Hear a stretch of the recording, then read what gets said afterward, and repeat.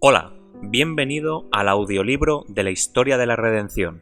Hoy narraremos el capítulo 48, los progresos de la Reforma. Un nuevo emperador, Carlos V, había ascendido al trono de Alemania, y los emisarios de Roma se apresuraron a presentarle sus felicitaciones y a inducir al monarca a que empleara sus poderes contra la Reforma. Por otra parte, el elector de Sajonia, a quien Carlos en gran medida debía su corona, le suplicó que no diera ningún paso hasta conceder a Lutero la oportunidad de comparecer ante una audiencia. La atención de todos los partidos se dirigió entonces a la Asamblea de los Estados Alemanes, que fue convocada en Worms poco después de la ascensión de Carlos al trono imperial. Había importantes asuntos e intereses políticos que considerar en ese concilio nacional, pero parecían de poca importancia al compararlos con la causa del monje de Wittenberg. Previamente, Carlos había ordenado al elector que trajera a Lutero con él a la Dieta, asegurándole que el reformador sería protegido de toda violencia y que se le permitiría conversar libremente con una persona competente para discutir los asuntos controvertidos. Lutero estaba ansioso de comparecer ante el emperador. Los amigos de Lutero estaban aterrorizados y confundidos. Conocedores de los prejuicios y la enemistad que había contra él, temían que su salvoconducto no fuera respetado y le rogaron que no pusiera en peligro su vida. Replicó: «Los católicos no desean que vaya a Worms. Por el contrario, quieren mi condenación y mi muerte. No importa, no oren por mí, sino por la palabra de Dios». Lutero ante el concilio. Por fin Lutero compareció ante el concilio.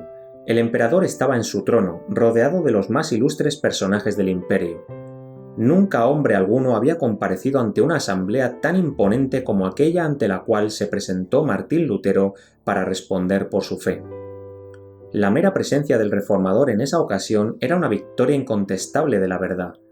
El hecho de que un hombre a quien el Papa había condenado fuera juzgado por otro tribunal era virtualmente una negación de la suprema autoridad del pontífice.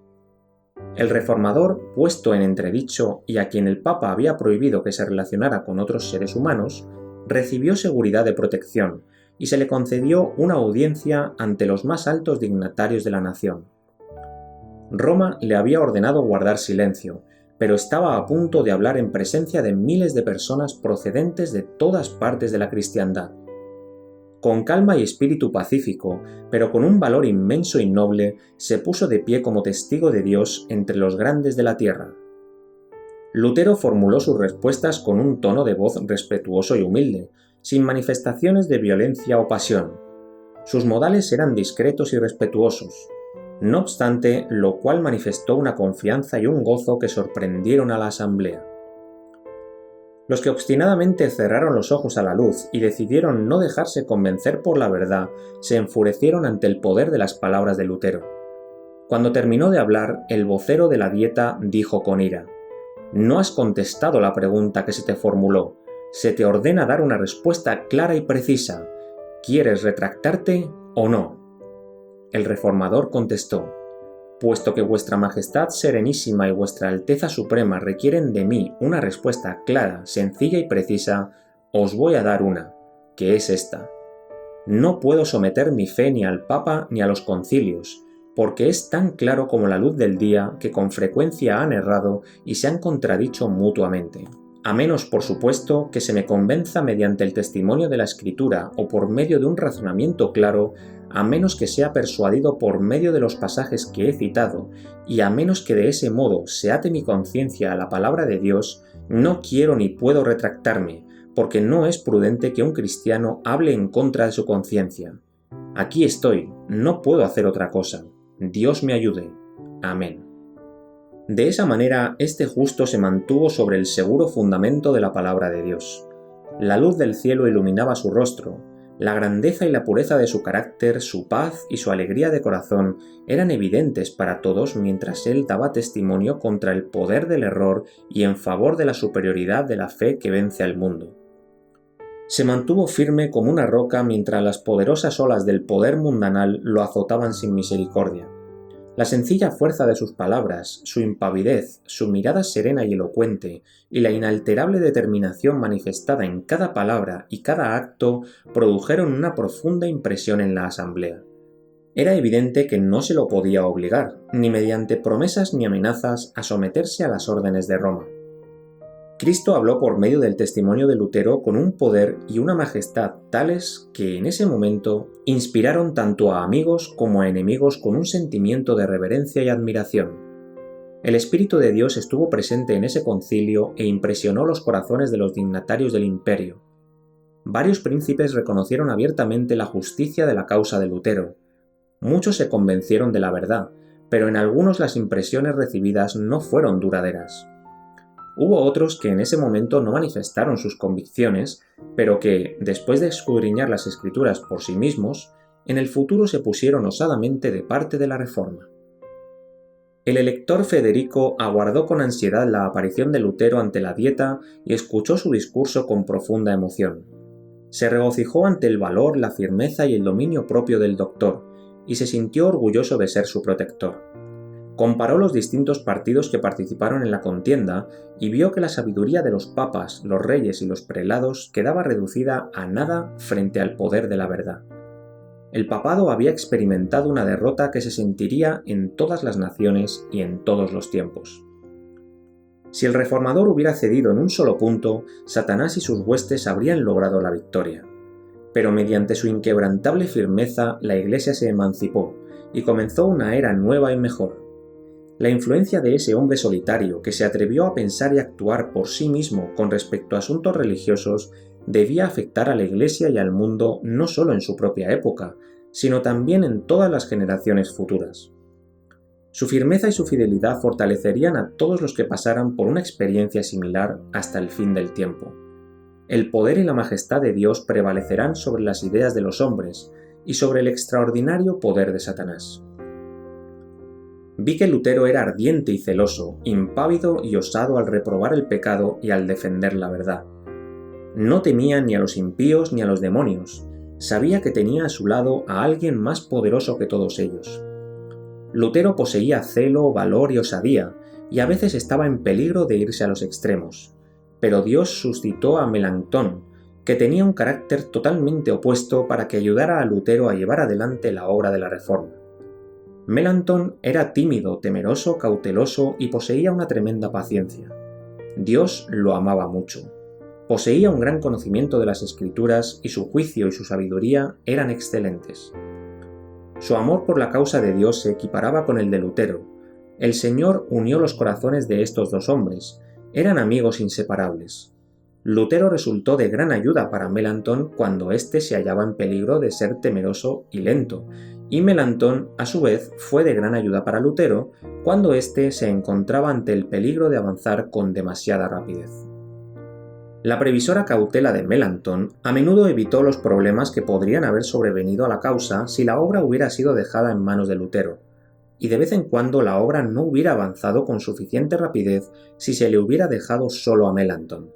Se me mostró la sabiduría de Dios al elegir a estos dos hombres para que llevaran a cabo la obra de la Reforma. Inglaterra y Escocia iluminadas.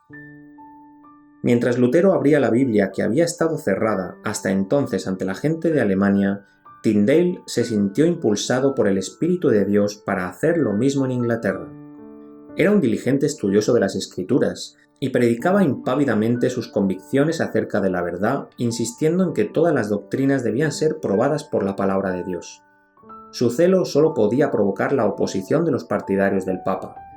Un erudito doctor católico, que entró en controversia con él, exclamó: «Sería mejor para nosotros no tener la ley de Dios que no tener la ley del Papa».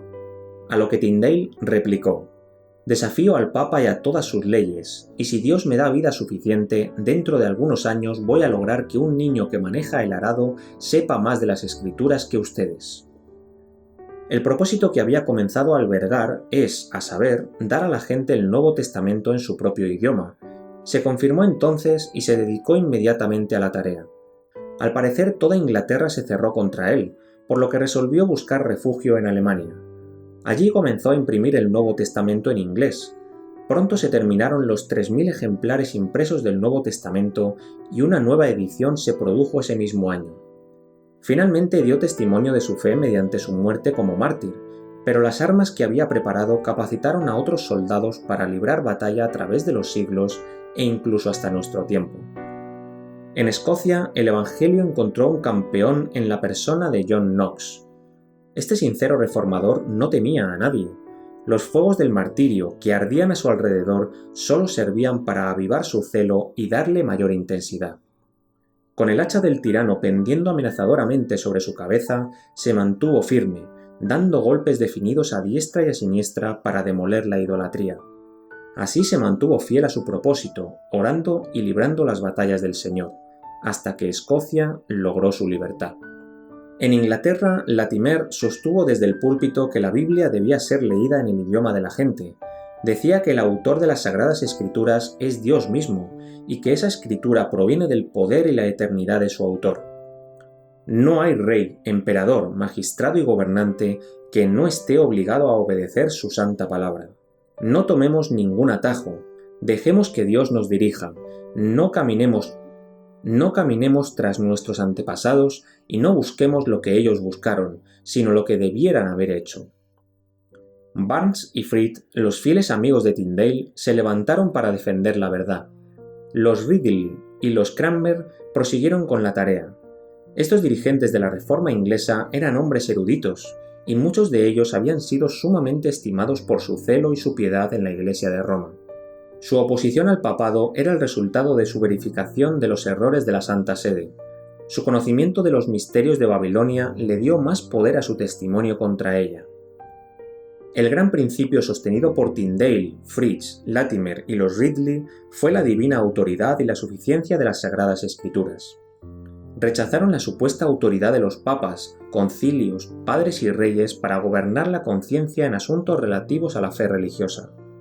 La Biblia era su norma, y a ella sometían todas las doctrinas y todas las pretensiones.